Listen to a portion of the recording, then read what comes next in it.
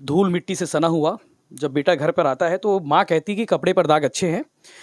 ये डायलॉग हमने टीवी पर देखे हैं, आप और मैंने टीवी पर देखे हैं कि सर्फ एक्सेल का एक डायलॉग होता है, उसमें विज्ञापन होता है, उसमें डायलॉग होता है कि दाग अच्छे हैं। उसी प्रकार सिस्टम से जुड़े लोगों के लिए, सिस्टम से जुड़ो जो इन्वॉल्व होते हैं उनके लिए कबाड़ अच्छे हैं और ये दाग अच्छे हैं और ये गंदगी अच्छी है जिसमें हम बैठे हैं। और ये दरअसल सिटी बस है जिसे आज से 3 साल पहले आप और मैं बैठकर सफ़र करते थे। आज उस बस पर बैठने का दोबारा अवसर मिला और मेरे कपड़े भी गंदे होंगे इसमें बैठकर।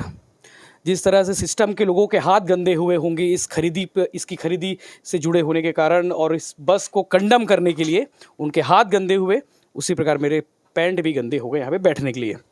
दरअसल बात यह है कि राज्य सरकार कहती है कि हम सिटी बस को दोबारा शुरू करेंगे दुर्ग भिलाई में। ये सिटी बस 3 साल से खड़ी हैं, 70 सिटी बसें हैं और 70 सिटी बसें कंडम हैं, एक भी चलने के लायक नहीं है।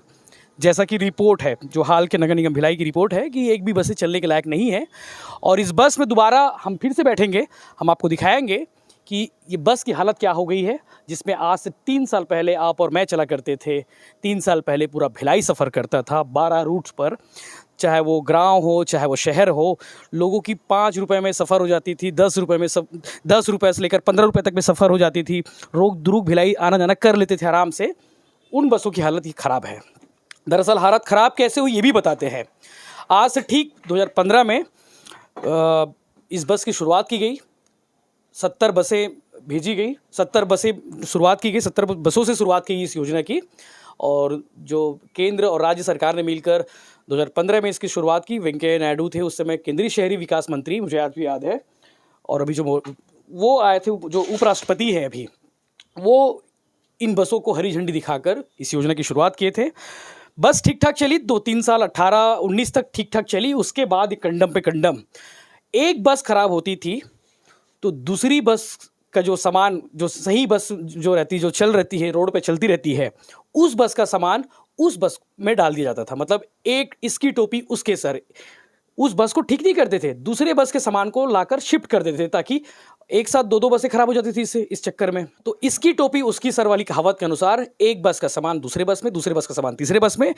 किसी ने मेंटेनेंस नहीं कराया, ना उस कंपनी ने जिसको ठेका दिया गया था, दुर्गंबा कंपनी, कर्नाटक की कंपनी थी, और उनको संचालन का जिम्मा दिया गया था। आपको पूरा एलिमेंट्स बताऊंगा, आपको बहुत बहुत अच्छे फैक्ट बताएंगे जिससे आप हैरान हो जाएंगे और आप सिस्टम के उन लोगों को कोसेंगे जिनके ऊपर आप जिम्मेदारी का एहसास करते कि ये बहुत अच्छे से जिम्मेदारी कर रहे होंगे और बहुत अच्छे से संचालन करेंगे।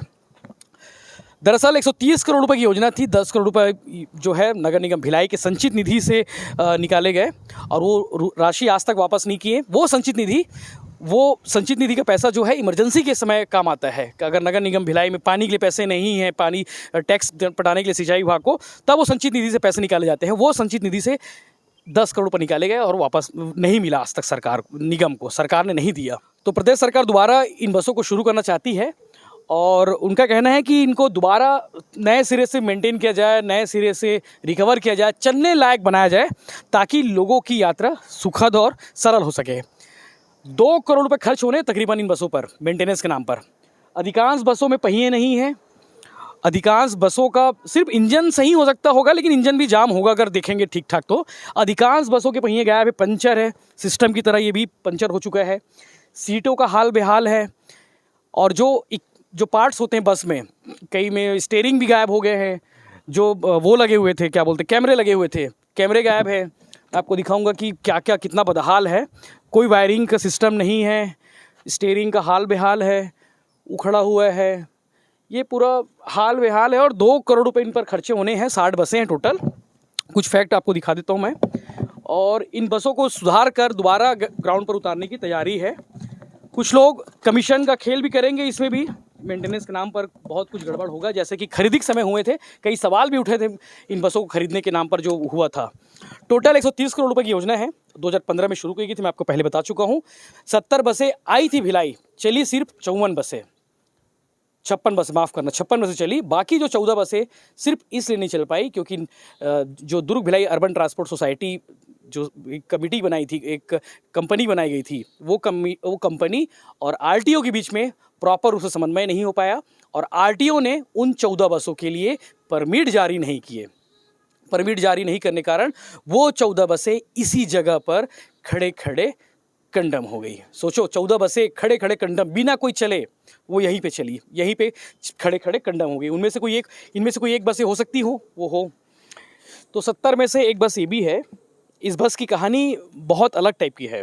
दरअसल ये जो कंकाल आप देख रहे हैं बस का, ये कंकाल होने के पीछे एक ड्राइवर के साथ जो घटनाक्रम हुआ था कि वो ड्राइवर लड़कियों को बगल में बिठाता था और बगल में बिठाने के दौरान छेड़खानी जैसी हरकत वो करता था।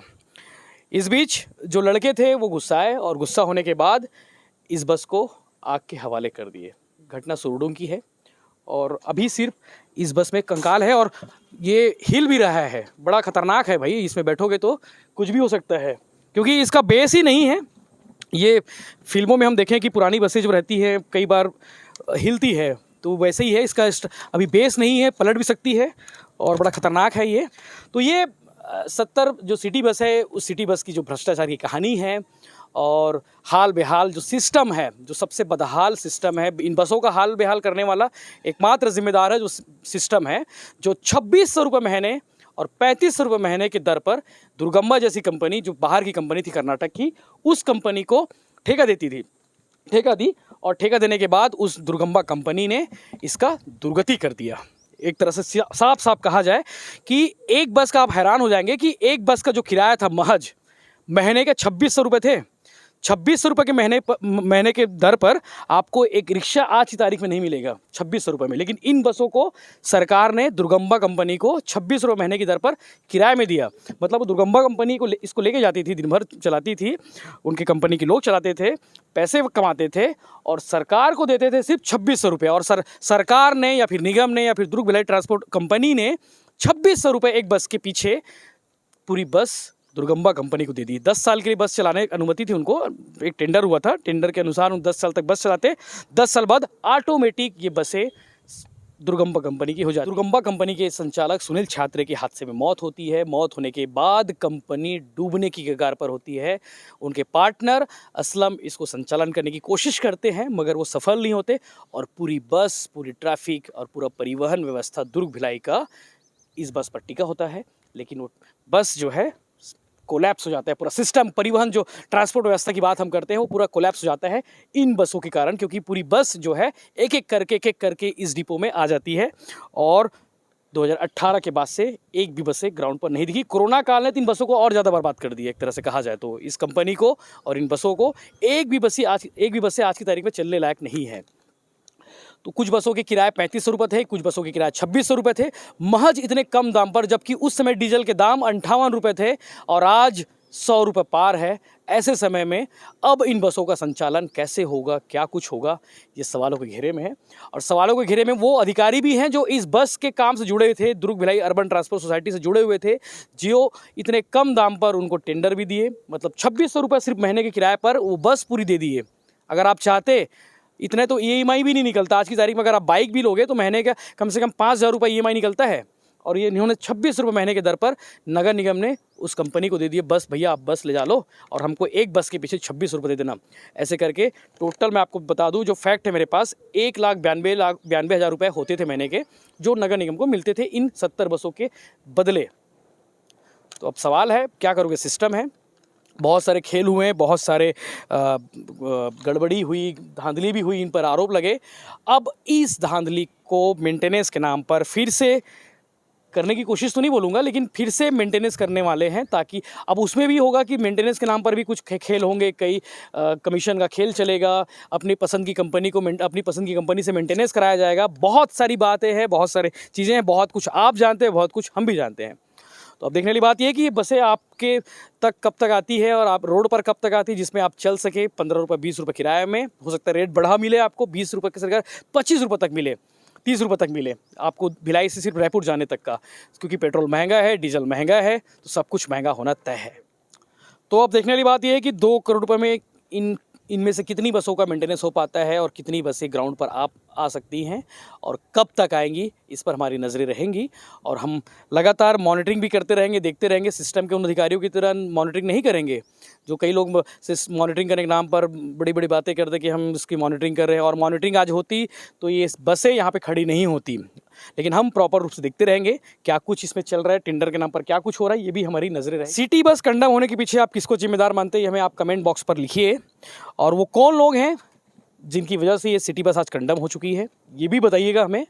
और सरकार दोबारा शुरू करने वाली है सिटी बस योजना को, इसको लेकर आपके पास क्या सजेशन है, इस फैसले से कितने सहमत है, और ये क्या 2 करोड़ रुपए में ये 70 बसें दोबारा चल पाएंगी, ये भी एक बड़ा सवाल है। तो वो सवाल का जवाब भी आप दीजिएगा कमेंट पर, आप क्या सोचते हैं इस पर।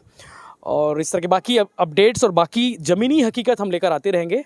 आप देखते रहिए भिलाई टाइम्स, सब्सक्राइब जरूर करिए। धन्यवाद।